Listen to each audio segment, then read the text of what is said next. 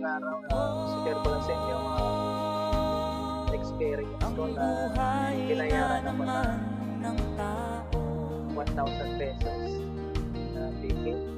Di mo maintindihan at di mo malaman kung saan ka tutungo. Sige. So, hindi ko alam kung saan sa gusto man Manila, Carles at Sunshine. Nakamit ng Ito siya. pangarap, Yan. Ilan na talagang ticket. di pa rin masiyahan.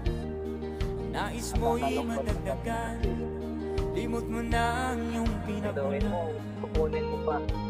Kukunin ko pa sa kalibot ng ating naunang balikan. Bakit Pagdating ng Capiz, biyahe ko ng Madrid papunta. ganito Kapag-pinta ng ang tao'y walang kasiyahan? para makapag-ipon. So, dahil sa napigilan ako yung itinago kong 1,000, itinago ko yung kamisis para may makaipon ako kahit konti. So, nangyari, dahil sa La la la la bayaran ako la sa pigil na la isang la la la la la la la yung tinago ko, nilabas ko rin. Nawala rin yung 1,000 sa sobrang tago kay Macy's. la la la la la la la la. Ayan, magkakatungkol na. Pero pala talaga yung mga taong ganyan. Hindi ko lang alam kung alam ng gustuhan ko na pigil dahil talagang sinadya. Pero hindi ko alam. Hindi ko siya pwede masgal kasi hindi ko naman alam.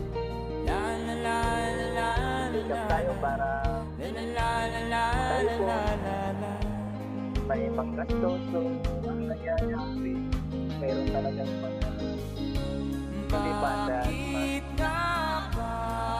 Hindi pandas na bigot yun. So, mga ganito, huwag nang ibayad.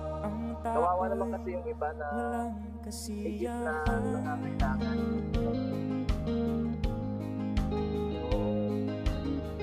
Ang gagawin ko dito, itatago ko na lang para hindi na magamit ng iba, hindi na mabiktima rin yung iba.